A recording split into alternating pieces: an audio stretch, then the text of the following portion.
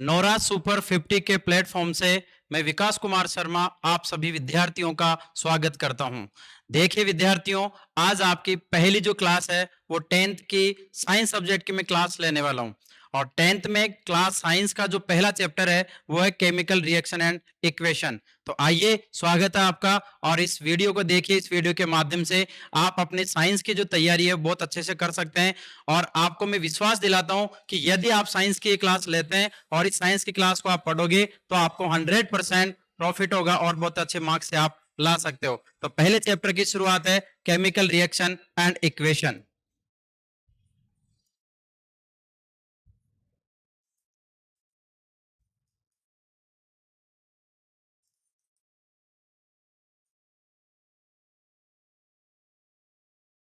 तो देखिए, जैसा चैप्टर का नेम है केमिकल रिएक्शन एंड इक्वेशन, तो हम ये देख सकते हैं कि इस चैप्टर को दो पार्ट में डिवाइड किया गया है। पहला जो पार्ट है इस चैप्टर का वो है केमिकल रिएक्शन और दूसरा जो पार्ट है वो है इक्वेशन। तो फर्स्ट ऑफ ऑल हम सबसे पहले पढ़ेंगे केमिकल रिएक्शन के बारे में। केमिकल जो रिएक्शन है,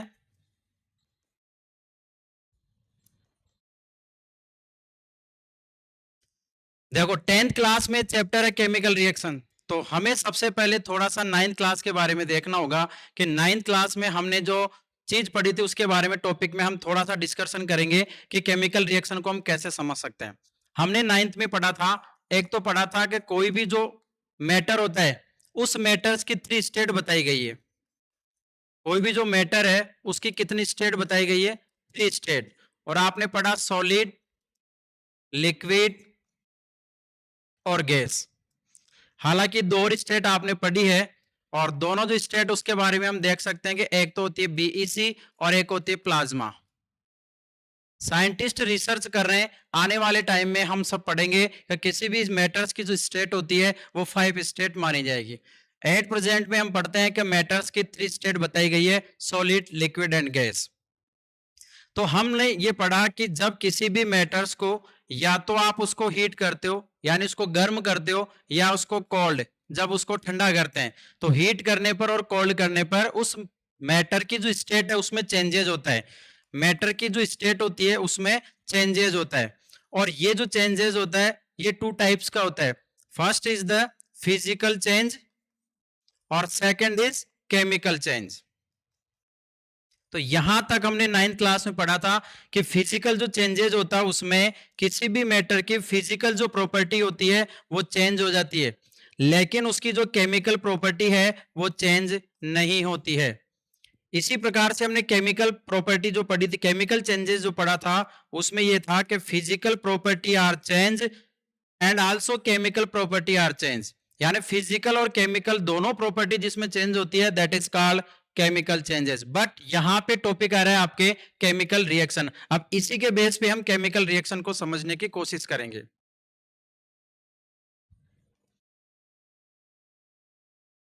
देखिए, यहां तक क्या था, फिजिकल में क्या था कि physical property change and chemical property are not change, this is called physical changes. Chemical changes में क्या था, physical property change and also chemical property change, that is called chemical changes. यहां बात करते हैं हम केमिकल रिएक्शन की। Chemical reaction में क्या होगा, फिजिकल जो प्रॉपर्टी है वो चेंज हो जाती है। इसी प्रकार से इसमें जो केमिकल प्रॉपर्टी है दैट इज आल्सो चेंज। और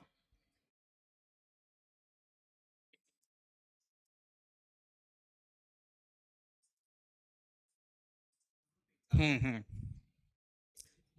बिल्कुल, केमिकल चेंज।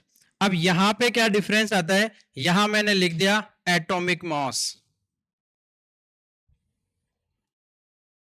देखिए विद्यार्थियों, साइंस को केवल पढ़ना है, क्योंकि रट करके अगर आप साइंस पढ़ोगे तो आपको साइंस समझ में नहीं आएगी। जब तक आप उसको रटोगे, रटते रहोगे और लाइफ टाइम तक आपको वो याद नहीं होगी। तो साइंस केवल एक्सपेरिमेंट और अपन केवल समझने की बात होती है।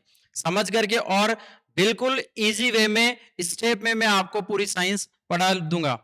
यहां पे देखो कितना इजी है कि फिजिकल प्रॉपर्टी जिसमें चेंज हो जाएगी, केमिकल प्रॉपर्टी भी चेंज हो जाएगी, लेकिन जिसमें एटॉमिक मॉस चेंज नहीं होगा that is called chemical reaction. तो ये इतनी सारी हमने छोटी छोटी चीजें पढ़ी, उसके बाद में निकल करके आया सामने केमिकल रिएक्शन। अब मैं आपको सिंपली सिस्टमेटिक तरीके से केमिकल रिएक्शन की डेफिनेशन बता रहा हूं। Chemical reaction is the chemical changes in which the physical and chemical property are changes, but atomic mass are not changed. This changes is called chemical reaction. तो एक simple सी board exam में एक number का question आता है, what is chemical reaction. तो देखो कि जहां पे अपन जो टॉपिक पढ़ेंगे, हर टॉपिक के बारे में मैं आपको बीच बीच में ये बताता रहूंगा कि बोर्ड में इस क्वेश्चन को किस प्रकार से पूछा जाता है, क्योंकि बोर्ड का पैटर्न हमें बोर्ड के एग्जाम आने पर हमें बोर्ड का पैटर्न नहीं देखना है, पहली क्लास से पहले टॉपिक से हमें बोर्ड के पैटर्न के अकॉर्डिंग चल रहा है, ताकि अपना जो पूरा लक्ष्य है, यानी साइंस में आपके 80 में से 80 मार्क्स आने का, लाने का पूरा प्रयास अपना रहेगा। बस आप थोड़ा ध्यान दीजिए और इस चीज को आप गौर करिए कि जिस टॉपिक में जिस क्वेश्चन के बारे में आपको बताया जाता है, क्या इस क्वेश्चन को बोर्ड में कैसे पूछा जाता है, वो आप थोड़ा ध्यान रखिएगा। तो यहाँ 1 मार्क्स का क्वेश्चन पूछ लिया जाता है, what is chemical reaction. Chemical reaction is a changes in which the physical and chemical property are changed but atomic mass are not changed. This is called chemical reaction. तो ये बात हो गई हमने केमिकल रिएक्शन की। इसके बाद में नेक्स्ट आता है आपके types of chemical reaction. Chemical reaction के कौन कौन से टाइप्स हैं? तो केमिकल रिएक्शन के टाइप्स में सबसे पहले मैं आपको एक बार स्टार्टिंग में इसकी समरी बताता हूं कि कौन कौन सी केमिकल रिएक्शन के बारे में हमारे को पढ़ना है। फर्स्ट ऑफ ऑल सबसे पहले आता है आपके इसमें कॉम्बिनेशन रिएक्शन। Combination reaction. दूसरी आती है आपके डिसोसिएशन रिएक्शन, इसका दूसरा नाम है डिकम्पोजिशन रिएक्शन। डिकम्पोजिशन। तीसरी रिएक्शन आती है डिस्प्लेसमेंट रिएक्शन। फोर्थ नंबर पे आती है आपके एक्सोथर्मिक रिएक्शन। और एक्सोथर्मिक रिएक्शन के साथ में हम पढ़ सकते हैं एंडोथर्मिक रिएक्शन। देखो तीसरे नंबर पे जो डिस्प्लेसमेंट रिएक्शन है, इसको 2 पार्ट्स में डिवाइड कर सकते हैं हम। पहला आता है सिंगल डिस्प्लेसमेंट और दूसरा आता है डबल डिस्प्लेसमेंट। फोर्थ नंबर पे एक्सोथर्मिक रिएक्शन और एंडोथर्मिक रिएक्शन। फिफ्थ नंबर पे आता है आपके oxidation and reduction reaction. Six number पे आपके न्यूट्रलाइजेशन रिएक्शन। और सेवंथ नंबर पे आपके आता है प्रेसिपिटेशन रिएक्शन। देखो अभी केवल हम टाइप्स ऑफ केमिकल रिएक्शन के ओनली केवल टाइप्स के बारे में देख रहे हैं, ताकि जितने भी टाइप्स है केमिकल रिएक्शन के वो सब एक जगह आपको सिंपली तरीके से लिखे हुए मिल रहे हैं। इसलिए सबसे पहले फर्स्ट ऑफ ऑल आप इसको टाइप्स ऑफ जो रिएक्शन है उनके नेम याद करेंगे, कौन कौन से टाइप्स हैं। फिर इसके बाद यहां से एक एक रिएक्शंस को उठा करके हम उसके बारे में डिटेल्स में पढ़ेंगे। तो 7 नंबर पे आ गया फिर आपके प्रेसिपिटेशन रिएक्शन। फिर आती है रेडॉक्स रिएक्शन। वैसे ये जो ऑक्सीडेशन रिडक्शन जो रिएक्शन है, इसी के साथ में आती है रेडॉक्स रिएक्शन आती है। नेक्स्ट फर्स्ट ऑफ सबसे पहले हम लेते हैं इसमें तो करना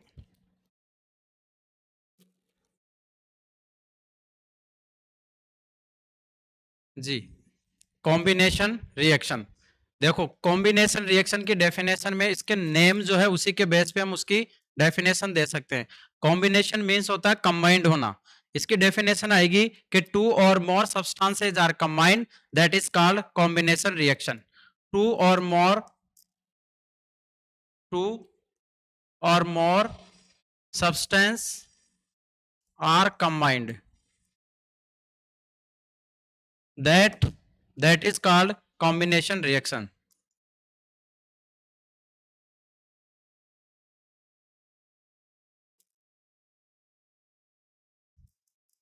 जितने भी रिएक्शंस है उन सब रिएक्शंस को हम नेम के बेस पे जानेंगे, और जब नेम के बेस पे जानेंगे तो हमारे लिए इजी रिएक्शन हो जाएगी।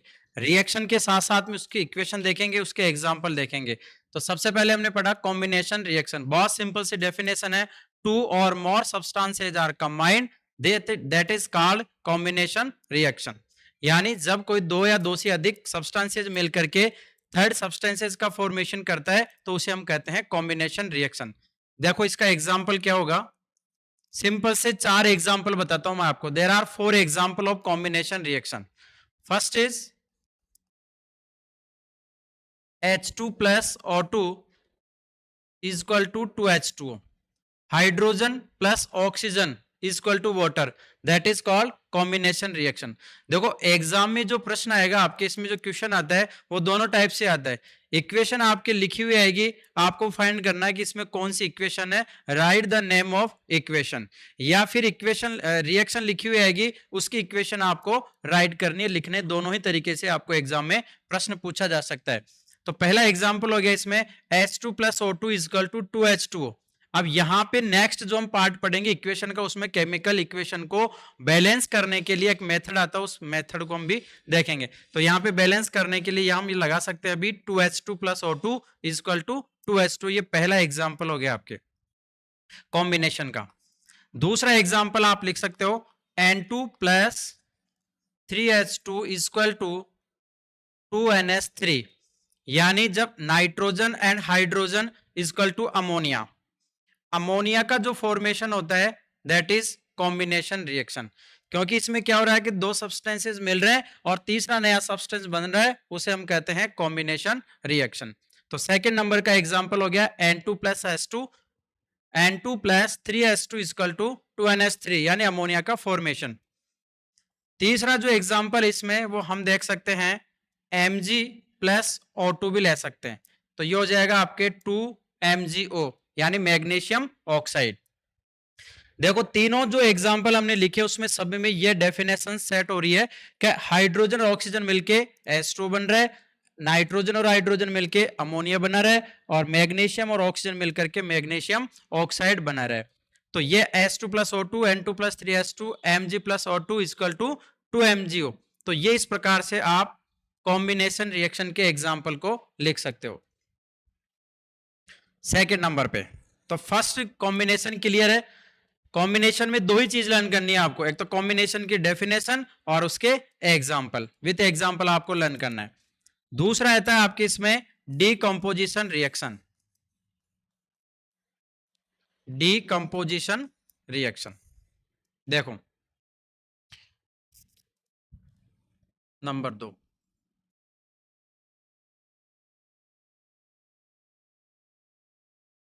डीकंपोजिशन। डीकंपोजिशन का दूसरा जो नाम है वो हम कह सकते हैं डिसोसिएशन रिएक्शन। तो डिसोसिएशन जो है, डिसोसिएशन एंड डिसोसिएशन मीन्स होता है ब्रेकडाउन। बहुत सिंपल एंड इजी रिएक्शन और बोर्ड के एग्जाम की दृष्टि से बहुत इंपॉर्टेंट रिएक्शन है। बोर्ड एग्जाम में इसमें से 100% क्वेश्चन पूछा जाता है कि what is decomposition, explain the types of the decomposition. तो डीकंपोजिशन मींस यानी डिसोसिएशन, और डिसोसिएशन का मीन क्या होता है, ब्रेकडाउन। ब्रेकडाउन का सिंपल सा अर्थ होता है कि the substances which is breakdown in two और मोर सब्सटेंस। यानी जब कोई सब्सटेंस दो या दो से अधिक सब्सटेंस में ब्रेकडाउन होता है, टूटता है, तो उसे हम कहते हैं डीकंपोजिशन रिएक्शन। अच्छा यहां पे एक बात और आपको ध्यान रखनी है कि डीकंपोजिशन जो रिएक्शन होती है ये अपोजिट रिएक्शन होती है। अपोजिट रिएक्शन किसके, कॉम्बिनेशन के। कॉम्बिनेशन जो रिएक्शन है उसकी अपोजिट जो रिएक्शन है उसे हम कहते हैं डिसोसिएशन या डीकंपोजिशन रिएक्शन। क्योंकि कॉम्बिनेशन रिएक्शन में क्या था, टू सब्सटेंस मिलकर के न्यू थर्ड सब्सटेंस का फॉर्मेशन हो रहा था। इसमें क्या होगा, एक सब्सटेंसेज है वो किसी भी फैक्टर्स की प्रेजेंस के अंदर दो या दो से अधिक मोर सब्सटेंसेज के अंदर अगर वो डिवाइड होता है तो this reaction is called decomposition या डिसोसिएशन रिएक्शन हम बोलते हैं। तो सिस्टमेटिक डेफिनेशन क्या लिख सकते हैं डीकंपोजिशन की, decomposition is the reaction in which the substances is decompose या dissociate in two or more substance. This reaction is called dissociation या decomposition reaction. Next आता है इसमें types of decomposition. Types of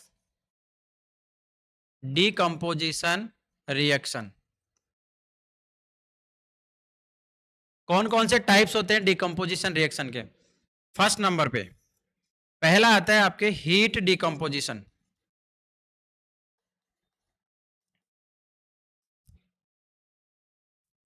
heat decomposition बहुत simply definition हम दे सकते हैं कि the decomposition reaction in which the substances is dissociate in the presence of heat. यानी कोई भी सब्सटेंस जब हीट की प्रेजेंस में डिसोसिएट होता है तो उस रिएक्शन को हम कहते हैं हीट डीकंपोजिशन रिएक्शन। बहुत सिंपल सा एक एग्जांपल आप इसमें लर्न कर सकते हो। CaCO3 equal to CaO plus CO2।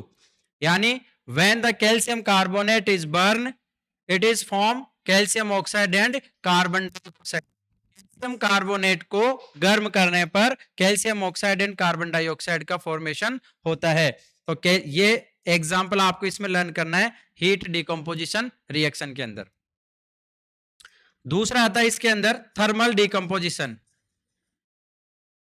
तो थर्मल डिकम्पोजिशन और हीट डिकम्पोजिशन दोनों सिमिलर ही माने जाते हैं। हीट की प्रेजेंस में या थर्मल यानी टेम्परेचर की प्रेजेंस के अंदर इसका डिकम्पोजिशन होना थर्मल डिकम्पोजिशन कहलाता है। तो इसका एग्जांपल आप लिख सकते हो PbNO3 whole twice equal to PbO plus NO2 plus NO3। यानी लेड नाइट्रेट जो होता है PbNO3 को हम कहते हैं लेड नाइट्रेट। और लेड नाइट्रेट को जब हीट गर्म किया जाता है तो लेड ऑक्साइड बनता है, नाइट्रोजन डाइऑक्साइड बनता है और नाइट्रोजन ट्राइऑक्साइड बनता है। यहां ध्यान देने वाली बात यह है कि बोर्ड एग्जाम में प्रश्न पूछा जाता है कि NO2 जो होता है ये होती है ब्राउन फ्यूम। ब्राउन फ्यूम जो होती है वो नाइट्रोजन डाइऑक्साइड की होती है। तो आपसे एग्जाम में प्रश्न पूछा जा सकता है कि ऐसे सब्सटेंसेस का नेम एंड उसका फॉर्मूला बताइए। जब लेड नाइट्रेट को हीट किया जाता है, गर्म किया जाता है, तो वहां से ब्राउन फ्यूम वाला सब्सटेंस फॉर्मेशन होता है। तो right the name of brown fume substance, that is answer is NO2 यानी नाइट्रोजन डाइऑक्साइड। थर्ड नंबर पे आती है आपके इलेक्ट्रोलाइटिक डिसोसिएशन। इलेक्ट्रोलाइटिक डिसोसिएशन या इलेक्ट्रोलाइटिक डिकम्पोजिशन। अब यहां पे वर्ड आ रहा है इलेक्ट्रोलाइटिक। तो बहुत सिंपल तरीके से आप इसके डेफिनेशन दे सकते हो। The decomposition reaction in which the substance is dissociate in the presence of electric current। यानी जब कोई सब्सटेंस इलेक्ट्रिक करंट की प्रेजेंस में डिसोसिएट होता है तो हम उसे कहते हैं इलेक्ट्रोलाइटिक डिसोसिएशन। एग्जांपल आएगा इसमें 2NaCl equal to 2Na plus Cl2। यहां पे लेंगे एक्वस सॉल्यूशन, सोडियम जो क्लोराइड है उसका एक्वस सॉल्यूशन लेंगे और उसमें इलेक्ट्रिक करंट का जब फ्लो होगा तो इलेक्ट्रिक करंट के फ्लो से सोडियम क्लोराइड 2 पार्ट्स में डिवाइड हो जाएगा, एक तो सोडियम में और एक क्लोरीन के अंदर। तो सोडियम क्लोराइड का एक्वस सॉल्यूशन सोडियम और क्लोराइड के अंदर डिसोसिएट होता है। तो इस रिएक्शन को हम क्या बोलेंगे? इलेक्ट्रोलाइटिक डिसोसिएशन बोलते हैं। फोर्थ नंबर पे आएगा आपके फोटोलाइटिक डिसोसिएशन। फोटोलाइटिक डिसोसिएशन या फोटोलाइटिक डिकम्पोजिशन भी हम कह सकते हैं। इसकी डेफिनेशन भी ऐसे लिखेंगे कि the decomposition reaction in which the substance is dissociate in the presence of light. अगर कोई भी सब्सटेंस लाइट की प्रेजेंस में डिसोसिएट होता है तो उसे हम कहते हैं फोटोलाइटिक डिसोसिएशन। एग्जाम्पल देखो 2AgCl, इसे हम कहते हैं silver chloride. Silver chloride is dissociate into silver and chloride in the presence of light।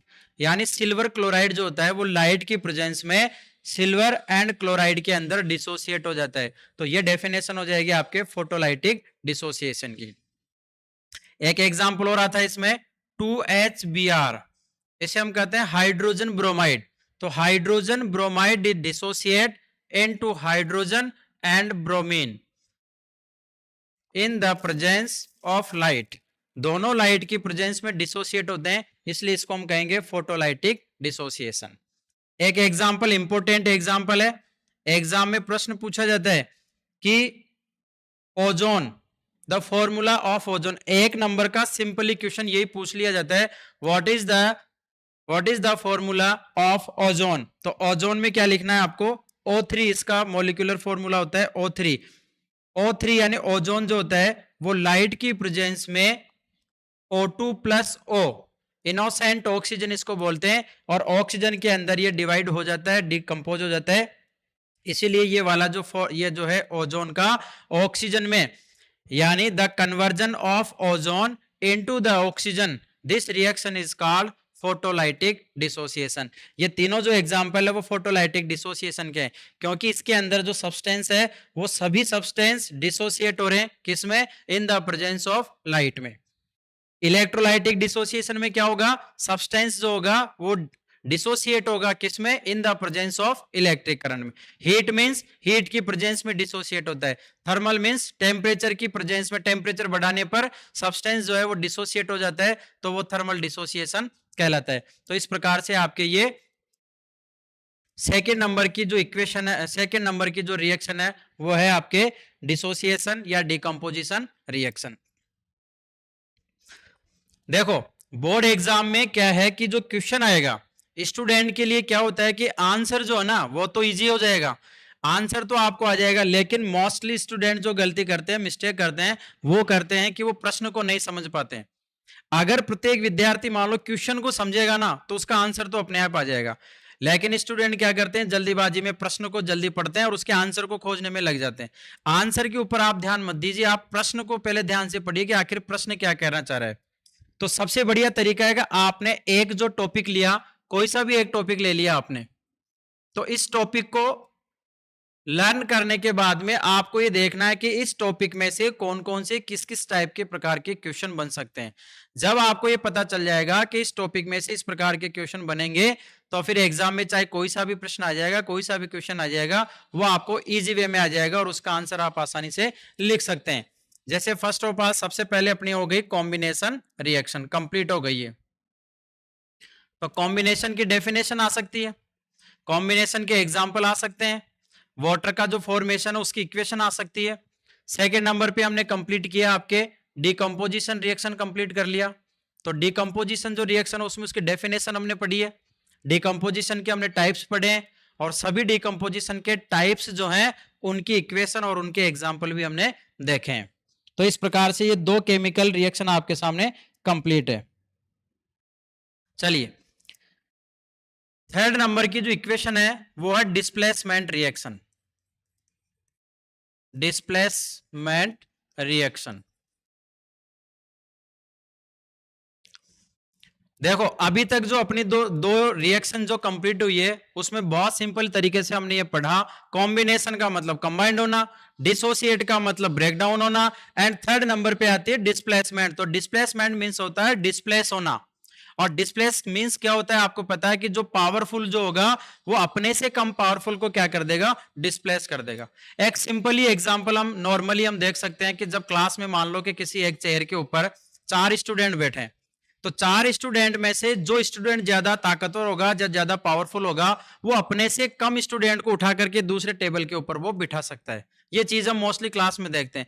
तो यही यहां पर एलिमेंट्स में क्या होता है कि एलिमेंट्स में है कि more active elements are displace to the less active elements. Third जो चैप्टर आएगा अपने उसमें हम पढ़ेंगे रिएक्टिविटी सीरीज। रिएक्टिविटी सीरीज के अकॉर्डिंग हम देखेंगे कि अपर साइड में आने वाले जो एलिमेंट है वो मोर पावरफुल होंगे, बीच में आने वाले मीडियम होंगे, और नीचे आने वाले लो एक्टिव एलिमेंट्स होंगे।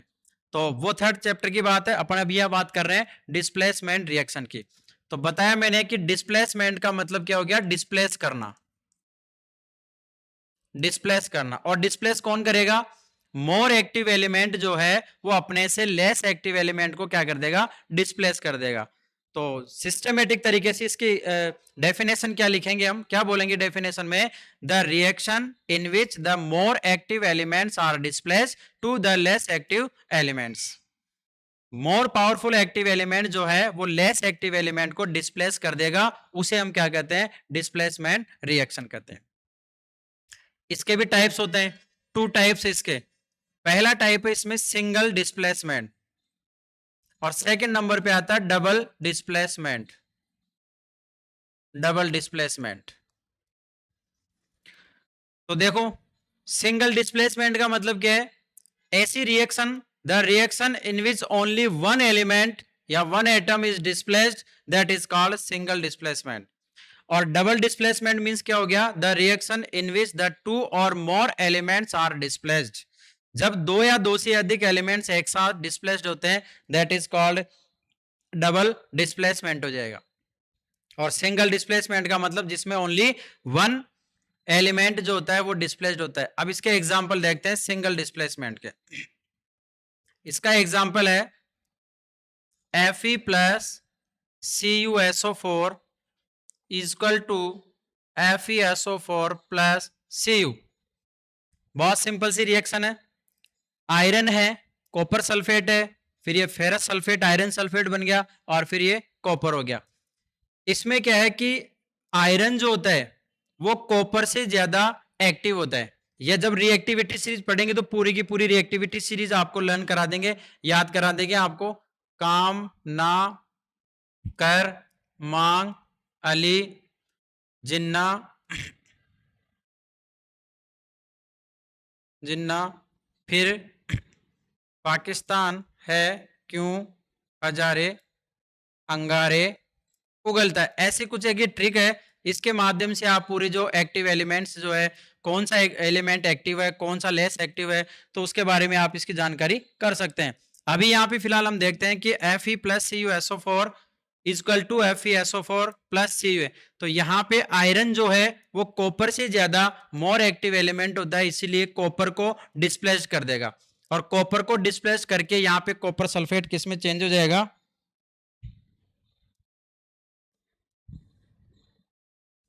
कॉपर को डिस्प्लेस कर देगा, और ये बन जाएगा आपके FeSO4। अब यहां से देखो कि इक्वेशन हमने देख ली, लेकिन बोर्ड एग्जाम में कौन सा क्वेश्चन पूछा जाएगा? बोर्ड एग्जाम में जो क्वेश्चन पूछा जाएगा इसमें से वो इसको पूछा जाएगा कि कॉपर सल्फेट का जो सॉल्यूशन होता है उसमें जब हम आयरन नेल डालते हैं, यानी when iron nail is dipped into the solution of copper sulphate, the colour of copper sulphate is disappear. Copper sulphate का जो कलर होता है वो होता है ब्लू कलर। और ये है आपके आयरन नेल। तो आयरन नेल को जब कॉपर सल्फेट के सॉल्यूशन में डाला जाता है तो यहां पे कॉपर सल्फेट का जो कलर है ब्लू वो चेंज क्यों हो जाता है? तो यहां पे एक तो इक्वेशन बतानी है और एक उसकी इक्वेशन रिएक्शन बतानी है और एक उसकी इक्वेशन लिखनी है। तो आयरन नेल को जब कॉपर सल्फेट के सॉल्यूशन में डालेंगे तो डिस्प्लेसमेंट रिएक्शन होगी, और डिस्प्लेसमेंट रिएक्शन की वजह से यहां पर क्या बन जाएगा? FeSO4 बन जाएगा, फेरस सल्फेट बन जाएगा। तो कॉपर सल्फेट का जो कलर है और वो ब्राउनिश कलर हो जाएगा, और फेरस सल्फेट का कलर ब्राउनिश हो जाएगा, और कॉपर सल्फेट का कलर चेंज हो जाएगा, और यहां पे कॉपर क्या हो जाएगी? डिस्प्लेस्ड हो जाएगी। तो यहां से क्वेश्चन बनता है आपके डिस्प्लेसमेंट रिएक्ट से बोर्ड एग्जाम के अंदर। सेकंड जो इसका टाइप है वो है double displacement. Double displacement means क्या हो गया कि in this reaction two substance या टू एलिमेंट या two atoms are displaced, that is called double displacement. BaCl2 plus Na2SO4 equal to BaSO4 plus 2NaCl। यह है बेरियम क्लोराइड, बेरियम क्लोराइड और sodium sulphate. When the reaction between barium chloride and sodium sulphate, that is called double displacement reaction. देखो इसको double displacement reaction कैसे बोलेंगे कि barium जो होता है वो सल्फेट के साथ में रिएक्ट करेगा और बनाएगा बेरियम सल्फेट, और सोडियम जो होगा वो क्लोरीन के साथ में रिएक्ट करेगा और ये बनाएगा सोडियम क्लोराइड। तो इसके अंदर दो एलिमेंट जो है वो एक साथ डिस्प्लेस्ड हो रहे हैं, इसीलिए इस रिएक्शन को कौन सा नेम देंगे? हम डबल डिस्प्लेसमेंट रिएक्शन देंगे। तो इस प्रकार से आपके पहली कॉम्बिनेशन रिएक्शन हो गई, दूसरी डिस्प्लेसमेंट रिएक्शन हो गई, और तीसरी डिस्प्लेसमेंट डिस्प्लेसमेंट रिएक्शन हो गई, दूसरी डिकम्पोजिशन हो गई और पहली कॉम्बिनेशन रिएक्शन हो गई। तो इस प्रकार से आपके तीन जो रिएक्शन है, थर्ड रिएक्शन हमने पढ़ी है। इसके बाद में फोर्थ नंबर पे आती है एक्सोथर्मिक रिएक्शन। एक्सोथर्मिक रिएक्शन यहां लिखते हैं हम इंपोर्टेंट। बोर्ड एग्जाम में एक्सोथर्मिक जो रिएक्शन है उसमें से 100% प्रश्न पूछा जाता है। और इसी के सिमिलरिटी हम पढ़ लेंगे एंडोथर्मिक रिएक्शन। एंडोथर्मिक रिएक्शन दोनों में क्या डिफरेंस है? Exothermic and endothermic, the reaction in which heat or energy is produced that is called exothermic reaction. Exothermic reaction वो होती है जिसमें हीट का प्रोडक्शन होता है या एनर्जी का प्रोडक्शन होता है, that is called exothermic. And endothermic means absorb होना हीट एंड एनर्जी, हीट या एनर्जी का जो प्रोडक्शन है या प्रोड्यूस होना वो कहलाएगी एक्सोथर्मिक। और जिसमें एब्जॉर्प्शन होता है एनर्जी का या हीट का एब्जॉर्प्शन जिसमें होता है वो कहलाती है आपके एंडोथर्मिक रिएक्शन। एंडोथर्मिक को सबसे पहले पढ़ करके हम यही कंप्लीट कर लेते हैं। एंडोथर्मिक का एक एग्जांपल आपको लर्न करना है, N2 plus O2 equal to 2NO minus 180 kilo joule energy. देखो अगर किसी भी इक्वेशन में अगर माइनस लगा हुआ आता है 2NO माइनस 180 किलो जूल, तो माइनस लगा हुआ आ रहा है तो इसका मतलब आप समझना वहां पर ये कौन सी रिएक्शन कहलाएगी? एंडोथर्मिक रिएक्शन कहलाएगी, क्योंकि इस वाली इक्वेशन में 180 किलो जूल जो एनर्जी है उसका एब्जॉर्प्शन हो रहा है। एक दूसरा एग्जांपल आपको लर्न करना है, सॉल्यूशन ऑफ शुगर या शुगर सॉल्यूशन, शुगर सॉल्यूशन। बस ये दोनों ही लर्न करने, इसकी डेफिनेशन देखनी है और इसके अलावा इसमें कुछ नहीं पढ़ना है अपने को। आपके एग्जाम में जो क्वेश्चन आएगा वो मैं जो स्टडी आपको जो करा रहा हूं पढ़ा रहा हूं, इससे बाहर आपके एग्जाम में कुछ भी नहीं आएगा, क्योंकि पूरा का पूरा जो सिलेबस है, पूरी जो बुक है, पूरे क्वेश्चंस हैं, वो हम सब इसमें कवर करने वाले हैं। तो बात करते हैं अपन एक्सोथर्मिक रिएक्शन की। The reaction in which the heat और energy is produce, this reaction is called exothermic reaction. Example देखो यहां पे आपको 4 एग्जाम्पल लर्न करने, पहले बता देता हूं आपको 4 एग्जाम्पल इसके टोटली। फर्स्ट ऑफ ऑल पहला आता है इसके अंदर burning of natural gas, burning of natural gas. देखो एक लाइन लिखी है हमने बर्निंग ऑफ नेचुरल गैस, लेकिन यहीं से एक क्वेश्चन बन के आता है what is the chemical formula of natural gas. यहां से क्वेश्चन बनेगा कि बर्निंग नेचुरल गैस जो उसका फॉर्मूला क्या है, तो नेचुरल गैस का फॉर्मूला होता है CH4, इसे हम कहते हैं मेथेन गैस। तो एक क्वेश्चन तो यहां से निकल करके आ सकता है कि फॉर्मूला पूछ सकते हैं आपसे कि नेचुरल गैस का फॉर्मूला क्या होता है, CH4 methane.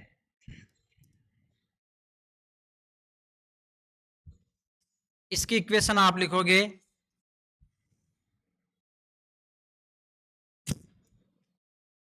CH4 plus oxygen equal to CO2 plus H2O plus heat.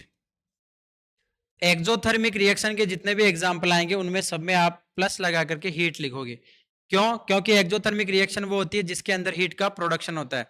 तो बहुत ही सिंपली तरीके से आपको ये एग्जाम्पल लर्न करना है, CH4 plus O2 equal to CO2 plus H2 equal to plus energy या हीट। तो मेथेन जो होती है उसको ऑक्सीजन की प्रेजेंस में गर्म करते हैं तो CO2 प्लस H2 बनता है और साथ में हीट का प्रोडक्शन होता है। सेकेंड नंबर का एग्जाम्पल दूसरा, formation of ammonia gas.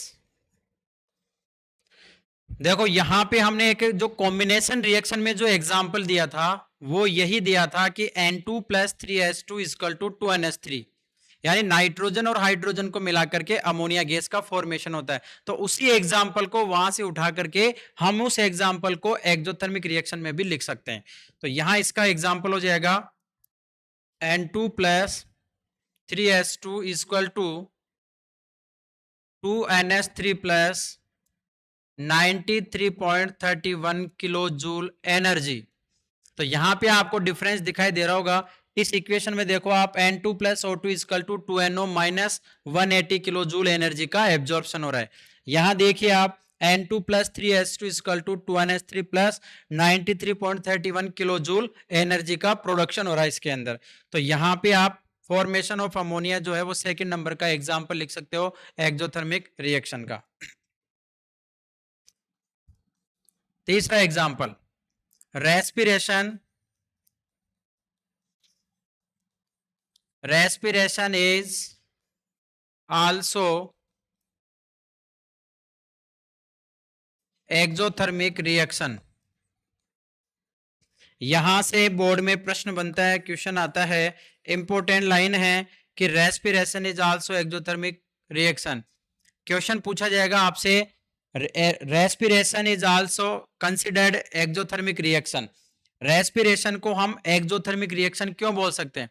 Simply one marks type का अगर क्वेश्चन आता है तो आप लिख सकते हो कि रेस्पिरेशन किस प्रकार की इक्वेशन है, किस प्रकार की रिएक्शन है, वो है एक्सोथर्मिक रिएक्शन। लेकिन अगर एक्सप्लेनेशन पूछता है कि why the considered of respiration reaction is also exothermic reaction, कैसे है, तो उसको आपको पूरा एक्सप्लेन करना है। तो रेस्पिरेशन एक्सोथर्मिक रिएक्शन कैसे है? देखिए आप जो फूड लेते हो, इस फूड से हमें क्या मिलता है? कार्बोहाइड्रेट। और कार्बोहाइड्रेट जो होता है उसका जब डिकम्पोजिशन होता है या कार्बोहाइड्रेट का जब डिसोसिएशन होता है तो कार्बोहाइड्रेट के डिसोसिएशन से क्या मिलता है? ग्लूकोज। इस पूरे चैप्टर में इस एग्जाम्पल में नाम आया है ग्लूकोज। तो यहीं से एक नंबर का क्वेश्चन बन जाता है बोर्ड एग्जाम में, right the chemical formula of glucose. तो ग्लूकोज का फॉर्मूला C6H12O6 होता है। तो यहां से क्वेश्चन बनेगा, right the chemical formula of glucose C6H12O6। तो बात कर रहे हैं हम कि रेस्पिरेशन जो होती है वो एक्सोथर्मिक रिएक्शन कैसे है। यहां से ग्लूकोज आ गया, अब हम करते हैं यहां से रेस्पिरेशन। अब बताओ रेस्पिरेशन के थ्रू हमें क्या मिलती है? ऑक्सीजन मिलती है। फूड से हमें क्या मिला? ग्लूकोज मिला। और ये ग्लूकोज जब ऑक्सीजन के साथ में रिएक्ट करता है तो हमारे शरीर में, हमारी बॉडी में किसका प्रोडक्शन होता है? एनर्जी का प्रोडक्शन होता है। ग्लूकोज के साथ में जब ऑक्सीजन मिलेगी, रिएक्शन होगी, तो हमारी बॉडी में एनर्जी मिलेगी, हमें एनर्जी का प्रोडक्शन होता है। इसीलिए हम कहते हैं कि respiration is considered as an exothermic reaction. तो इस प्रकार से ये तीन जो एग्जांपल है आपके एक्सोथर्मिक रिएक्शन के कंप्लीट है। फोर्थ नंबर पे देखते हैं कि formation of compost from vegetables and animal excreta. यानी सड़े गले जो वेजिटेबल्स हैं, एनिमल्स हैं, उनसे जो कंपोस्ट, जो मेन्यूर बनाई जाती है, कंपोस्ट खाद जो बनाई जाती है, उसका जो फॉर्मेशन होता है वो भी एक्सोथर्मिक रिएक्शन होती है। तो इस प्रकार से एक्सोथर्मिक हमने पढ़ी है। एक्सोथर्मिक के हमने 4 एग्जाम्पल हमने देखे हैं। तो इस प्रकार से आपके चौथे नंबर की जो रिएक्शन थी एक्सोथर्मिक कंप्लीट है और वो एंडोथर्मिक कंप्लीट है। इसके बाद में अब हम अभी वापस जो एक बार जो पूरा पढ़े उसका रिविजेशन करते हैं, रिवाइजेशन करते हैं हम। तो एक बार अब आप फिर स्टार्टिंग से वापस देख सकते हो इसको और 2 मिनट के अंदर आप इसको वापस रिवाइज कर सकते हो। सबसे पहले हमने केमिकल रिएक्शन के बारे में पढ़ा। 9th की हमने थोड़ी सी बात पढ़ी कि मैटर्स जो होते हैं उनके 3 स्टेट जो होती है वो सॉलिड, लिक्विड और गैस, 3 टाइप्स में हमने पढ़े। अगर किसी भी इसको मैटर्स को हीट या कोल्ड किया जाता है तो उसकी स्टेट में चेंजेस होता है। There are 2 changes, physical and chemical changes. Physical changes की डेफिनेशन, केमिकल चेंजेस की डेफिनेशन। यहां से हमने रिएक्शन लिखी केमिकल रिएक्शन। केमिकल रिएक्शन में क्या लिखा कि फिजिकल चेंजेस जो होता है वो physical property change, chemical property change, but atomic mass are not change, that is called chemical reaction. बाद में आता है types of combination, types of chemical reaction. ये सारे टाइप्स हमने पढ़े, combination, dissociation, displacement, exothermic, endothermic, oxidation, reduction, neutralisation, precipitation and redox reaction. यहाँ से वन वन लेकर के रिएक्शन जो है आपको देखनी है। First of combination reaction, two और more substances are combined, that is called combination reaction. इसके एग्जांपल हमने लिखे H2 + O2 = 2H2O, N2 + 3H2 = 2NH3 and 2Mg + O2 = 2MgO। Next आती है आपके इसमें डिकम्पोजिशन रिएक्शन के टाइप्स हमने देखे। डिकम्पोजिशन मीन्स होता है breakdown, and there are types of the decomposition. First is the heat decomposition, second is the thermal decomposition, third is the electrolytic decomposition and fourth is the photolytic dissociation हमने पढ़ा है। ये इसके types हो गए। इसके बाद में नेक्स्ट जो आती है आपके डिस्प्लेसमेंट रिएक्शन, इसके टू टाइप्स हमने पढ़े, single displacement and double displacement. Single means single elements का डिस्प्लेसमेंट होता है और double displacement means two elements का डिस्प्लेसमेंट इसमें एक साथ होता है, तो सिंगल एंड डबल। इसके बाद में आपके रिएक्शन थी एक्सोथर्मिक रिएक्शन। एक्सोथर्मिक के अपोजिट हमने पढ़ा था एंडोथर्मिक रिएक्शन। एंडोथर्मिक में एब्जॉर्प्शन होता है और एक्सोथर्मिक रिएक्शन में हीट और एनर्जी का प्रोडक्शन होता है। यहाँ पे मोस्ट इंपोर्टेंट चीज आती है आपके types, example of the exothermic. Exothermic के 4 एग्जांपल आपको बताए। First is the burning of natural gas. यहाँ से बोर्ड एग्जाम में क्वेश्चन बनता है नेचुरल गैस का फॉर्मूला क्या होता है, what is the formula of natural gas, that is CH4 methane. Second is formation of ammonia. Third is respiration is also considered as an exothermic reaction. And fourth is formation of compost is exothermic reaction. बस आज के लिए इतना ही। Thank you.